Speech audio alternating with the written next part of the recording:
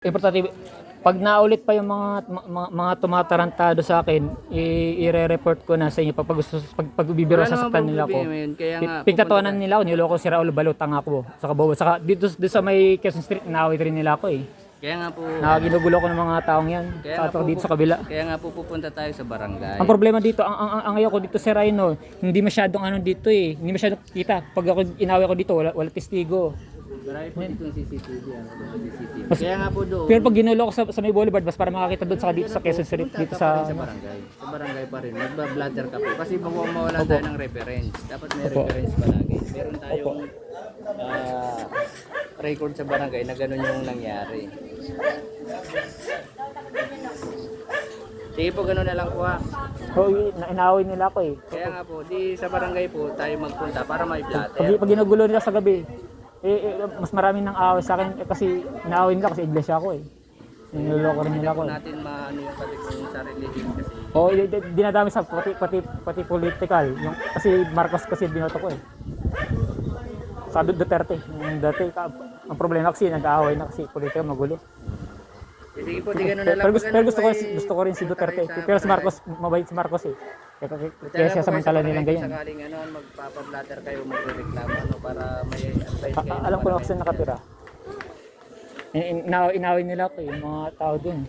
Di maraming nang away dyan. Reference lang po. Para saka dito sa kabila. namin kayo sa barangay. Mas maganda, masama na nga para malaman. Saka yung mami ko, mas maganda makilala yung mami ko eh. Delikado eh. Cyber level. Gusto ko sisiraan nila, kakasuhan ako pag magre-report. Tapos ipapasasaktan nila ako. Papatayin ako.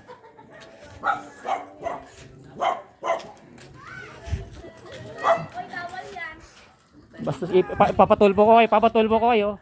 Inapin niyo ako, PWD ako.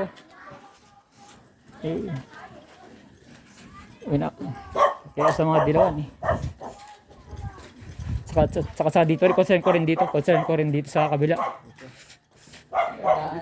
Concern ko rin dito sa kabila. Meron din po. Lusutan naman yan po. Sa kabila.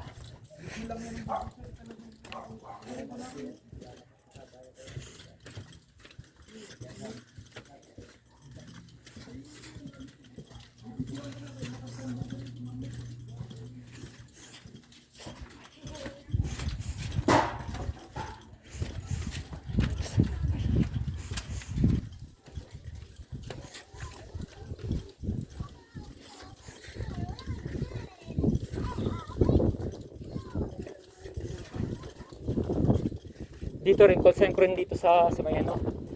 Dito sa may ano.